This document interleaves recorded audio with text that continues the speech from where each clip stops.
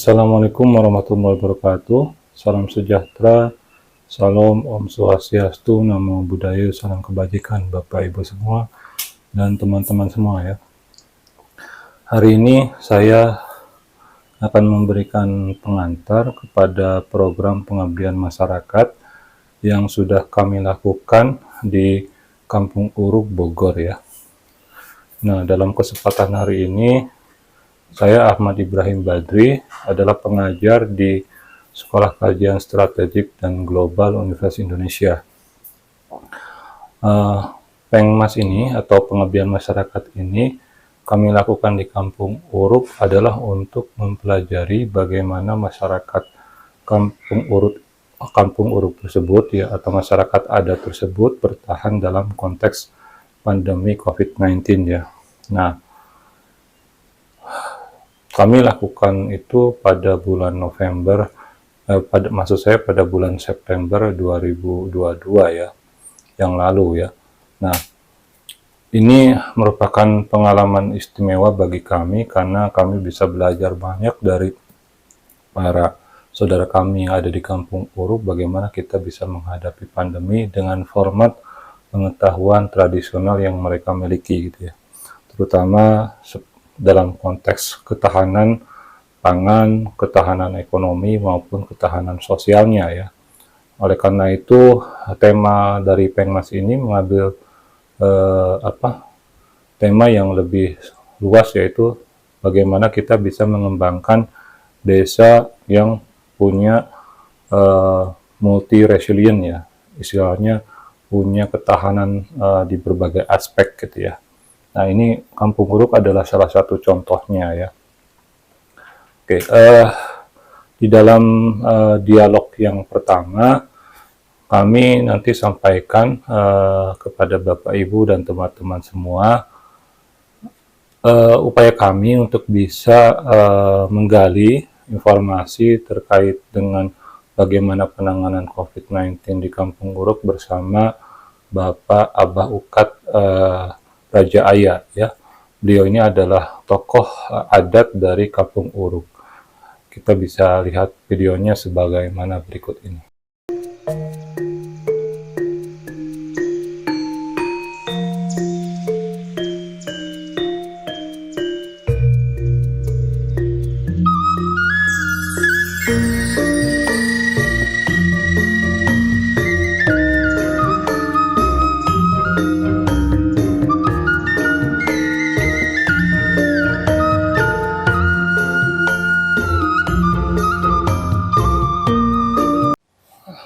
Assalamualaikum warahmatullahi wabarakatuh. Waalaikumsalam.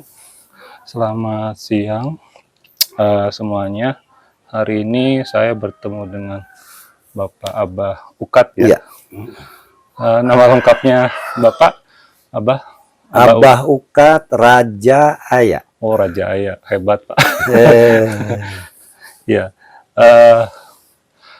Hari ini saya perkenalkan, izinkan untuk bersilaturahmi di sini bersama Abah Ukat gitu ya, di Kampung Uruk ya Pak ya. Iya. Abah ya. Jadi ini dalam rangka program pengabdian masyarakat. Nah, kebetulan kami ada bertiga. Ini Rusman Nurjaman dari BRIN. Kalau dulu LIPI, sekarang diganti jadi BRIN. Nah, jadi dan satu lagi kemarin mahasiswa saya Muhammad Abdul Rojak yang ternyata pas mau ke sini malah sakit. Ya mudah-mudahan cepat sembuhnya. Iya. Jadi kami di sini ya niatnya sih sebenarnya untuk bersilaturahmi supaya bisa mengenal lebih jauh Kampung Uruk dan bisa lebih banyak belajar ya bagaimana Kampung Uruk ini bisa mengatasi pandemi COVID-19 kemarin, karena ternyata banyak hal-hal yang setelah kami belajar via online gitu kan, itu ada hal-hal yang menarik yang membuat kami sampai ke sini gitu. Salah satunya bagaimana ternyata kasus COVID-19 di Kampung Uruk kok kecil sekali ya. Bahkan mungkin tidak ada ya, Abah. Alhamdulillah. Alhamdulillah ya, tidak ada kasus. Alhamdulillah tidak ada. Jadi itu kok jadi kami jadi tertarik untuk datang ke sini. Kenapa kok tidak ada kasus kayak begitu? Nah, itu satu hal ya. Mungkin Abah bisa ceritakan mungkin selama di masa pandemi COVID-19 ini apa saja yang udah Abah ukat dan mungkin apa saudara-saudara lain yang di Kampung Urug ini lakukan untuk bisa bertahan dalam kondisi pandemi. Assalamualaikum warahmatullahi wabarakatuh. Waalaikumsalam. Bismillah, alhamdulillah, wa bihi nasta'in wa ala umuri jadim wa ala alihi wa sahbihi ajmain amma ba'du. Pertama-tama yang Abah hormati dosen yang dari UI ya. Iya, UI. Alhamdulillah dari Depok ya. Gitu, bisa silaturahmi ke Kampung Adat Urug pada tanggal 24 ya. 24. Gitu, sampai selesai 24, 25, 26 nya selesainya. Iya. Gitu, alhamdulillah berkah selamat di perjalanan sampai tujuan dengan tujuan silaturahmi. Wabil khususnya kelebihannya itu pasti ada pertanyaan sedikit banyaknya gitu ya. Iya. Gitu. Jadi Abah siap nerima ngajawab setahu Abah sekemampu Abah ya. Iya. Gitu. Jadi pertanyaan pokok pertama yaitu menangani istilahnya COVID-19 ya. Alhamdulillah di Kampung Urug pada khususnya kalau tidak ada televisi tidak bakalan tahu bahwa COVID ini corona ya. Gitu. Alhamdulillah begitu silana kabar berita baik dari mana yang cerita-cerita ketangkep sama Abah lebih duluan kewaspadaan Abah. Jadi hanya sebatas minta ke Sang Pencipta Alam, mudah-mudahan permintaan Abah dijawab. Ternyata biasa-biasanya penyakit ini kan ke bawah kudu arus. Kalau lewat udara berarti ke bawah angin. Kalau lewat bawah itu ke bawah air. Iya. Nah jadi secara keterbukaan pemakaian tradisi istiadat di Abah nggak gunakan satu menyan, kedua panglai. Kalau di Jakarta mah banglai kali tahu banglai. Enggak kayak kayak kuningan gitu. Oh, kuningan. Cuman baunya beda. Gitu. Jadi Abah bawa dua macam, minimal Abah ke atas ke sungai. Nah, jadi yang dua barang itu kalau umpamanya Abah kecurigaan Abah umpamanya lewat jalan bawah berarti penyakit itu ke bawah air. Ya jelas Abah sembur itu air itu. Nah, takutnya umpamanya kecurigaan Abah ke bawah lewat udara. Nah, itu kan ke bawah angin. Nah, menyan Abah yang dibakar. Gitu. Wabil khusus Kampung Urug umumnya sekitarnya lah. Itu biar diselamatin, biar jangan sampai istilahnya kelanjutan lah. Ya, gitu. Itu maksud tujuan Abah, bukan hanya sebatas Abah nyelamatkan untuk wilayah Kampung Urug doang, bukan. Gitu. Jadi sepekerjaan Abah sebatas tahu ngananya sakit Abah. Iya. Gitu. Berarti ngejaga-jaga lah Abah teh gitu. Iya. Itu Abah lakukan sebelum COVID datang atau gimana? Waduh, udah kabar beja. Kan Abah udah tahu bahwa COVID ini bakal mau datang. Gitu. Terjadi di kota Maya emang udah termasuk heboh lah dan juga gitu. Nah, kalau itu setelah dilakukan itu apakah ada tindakan lain yang Abah lakukan? Oh, enggak. Enggak. Hanya sekali doang Abah ngelakuin. Gitu. Ya, masalah bagi ucapan memohon itu ke Sang Pencipta Alam yaitu ke Allah, Abah tiap hari tiap malam Abah tetap munajat, jangan sampai istilahnya masa iya penyakit ini mau lanjut. Iya. Gitu sampai istilahnya berjalan 3 tahun juga ini 2 tahun ya. Ya 2 tahun. Gitu. Udah kerepotan perasaan Abah mah. Iya. Ya 2 tahun aja. Saya sendiri dan mungkin Rusman kalau di kota kan terasa betul gitu. Iya, termasuknya kan pelaturan mah 2022 kan masih. Jadi berjalan masih ke 3 tahunan. Iya. Tapi mudah-mudahan biar secepatnya musnah lah. Gitu. Amin.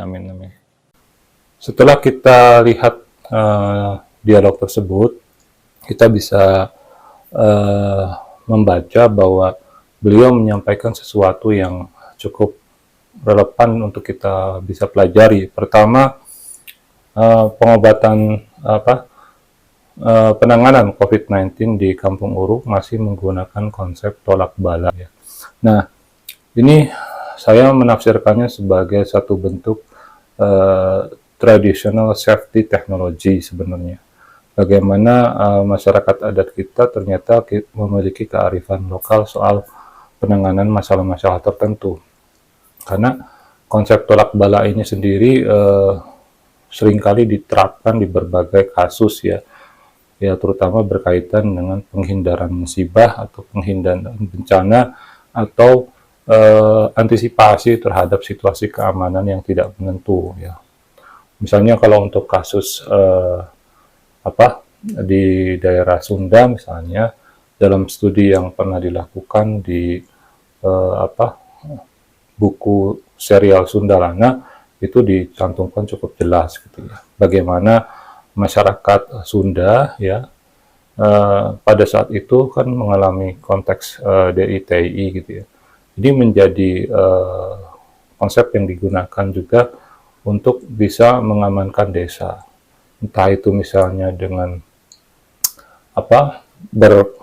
berkompromi dengan para anggota DITI yang kemudian nanti mengancam desa tanpa diketahui oleh pihak dari Republik Indonesia pada masa itu gitu ya.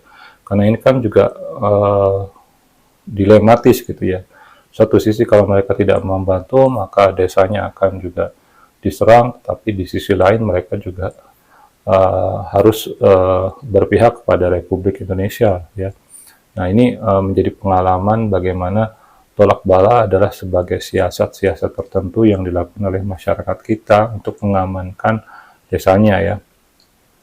Nah dalam konteks Kampung Uruk ini ada beberapa hal yang saya catat gitu ya. Pertama, Abah Ukat Raja Ayah ini mengatakan untuk bisa mengatasi penyakit itu harus dicari sumbernya dari dua aspek. Pertama, ada yang berasal dari angin.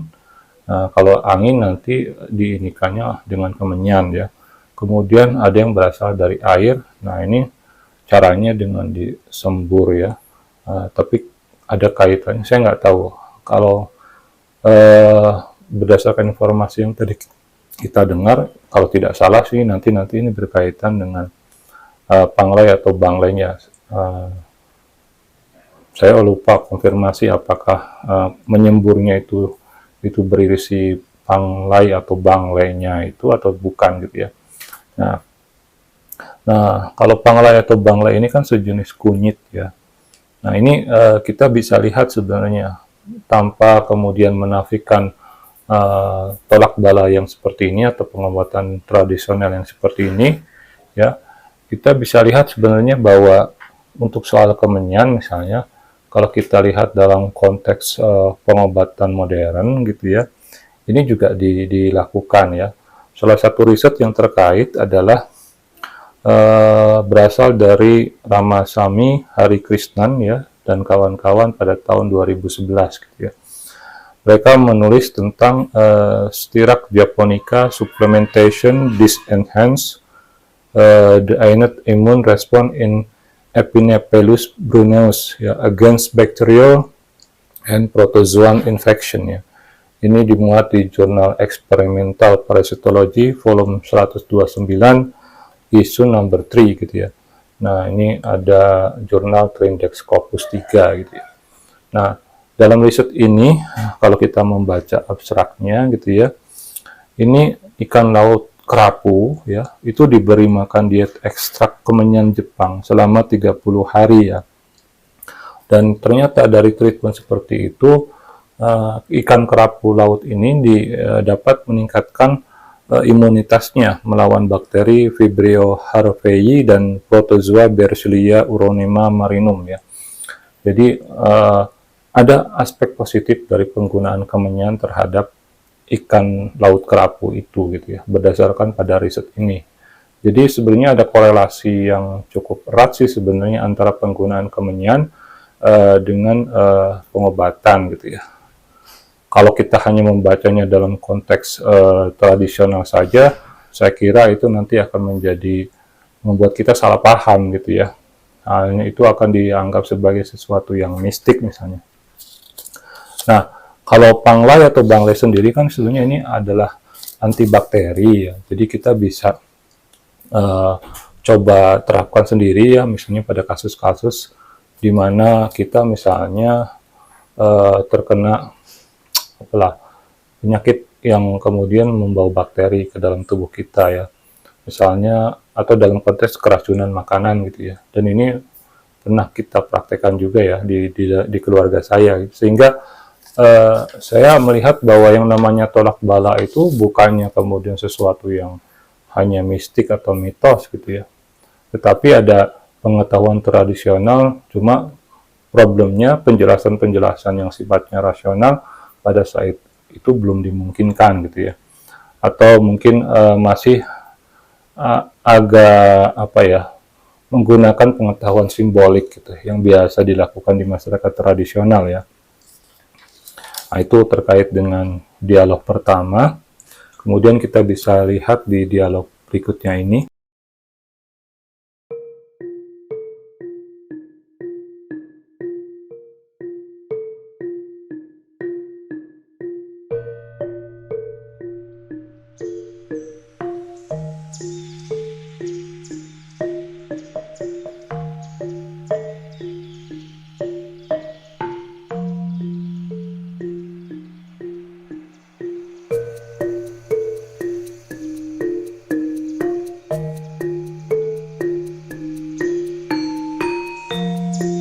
Itu satu hal gitu, Mbah. Jadi terkait COVID-19, jadi selama di sini kan mungkin nggak bisa kemana-mana. Tuh yang pada usaha, yang dagang kan tadi dapat informasi dari Kang Agus waktu ke Batu Tapak itu, kalau di sini kan selain bertani ada yang dagang gitu ya. Nah, kalau yang dagang ini gimana, Mbah? Waktu COVID-19, iya kena dampak. Kena dampak. Ya. Jadi kan usahanya itu kan di Karorota, kan tahu kepelaturan di kota gitu. Kadang-kadang butuh ikan, hanya digantungin di depan doang di pagar gitu. Nah, jadi kebutuhan itu tetap diikhtiarin gitu, daripada istilahnya nggak ketemu makan lah. Gitu. Ya. Nah, cuman pelaturan pemerintah yang diterapkan itu tetap dilakukan sama masyarakat di sini. Adapun Kampung Urug ini nggak keserang corona, tetap ngikuti aturan, mengikuti. Tapi mereka ini jadi akhirnya tinggal di kampung sini aja ya, Mbah. Nggak ada yang keluar maksudnya kan waktu COVID itu? Oh enggak sih, ada aja yang jualan mah, ada kan kebutuhan buat sehari-harinya. Maksain lah. Kalau cukup mah atau tak mungkin ribetnya aja di perjalanan, udah pakai ini, udah pakai itu pakai kendaraan aja kan. Tilang itu kan bukan STNK sih, mau ditanyain masker meren. Iya. Oh, jadi masih ada tetap yang keluar gitu. Ada aja. Nggak sepenuhnya berdiam di sini gitu. Ya daripada sengsara nggak ketemu makan gitu. Nah, di dialog berikutnya ini kita bisa lihat bahwa yang namanya masyarakat adat Kampung Urug itu punya ketahanan sosial yang cukup tinggi ya. Selain juga ketahanan ekonomi ya, bagaimana masyarakat tersebut yang terdiri dari kelompok pedagang dan juga petani itu bisa berkolaborasi sama lain ya untuk bisa meningkatkan ketahanan mereka di saat menghadapi pandemi ini. Untuk mereka yang berdagang kan sebenarnya penjelasan dari Abah Ukat Jaya Raja Ayah ini sudah cukup membeberkan dengan jelas ya bagaimana mereka mensiasati kebijakan pembatasan sosial berskala besar itu ya untuk bisa memenuhi kebutuhan mereka. Karena kalau kita lihat dari situasi pertanian yang mereka miliki, memang mereka cukup untuk makan gitu ya, tetapi mereka ada kebutuhan-kebutuhan lain di luar makan gitu ya, entah misalnya membayar listrik, karena kan kampung adat Urug ini sudah cukup modern kalau saya lihat gitu ya, jadi tidak tidak menggunakan sumber energi yang tradisional kayak misalnya minyak tanah atau minyak-minyak lainnya gitu ya. Jadi sudah menggunakan sumber energi modern yaitu listrik. Nah itu kan juga perlu dibayar, sehingga saya kira cukup relevan apa yang mereka lakukan gitu ya untuk bisa bertahan gitu ya. Kita selanjutnya bisa melihat dialog tentang soal leuit ya atau lumbung dengan Abah Ukat Raja Ayah ya di bagian berikut ini.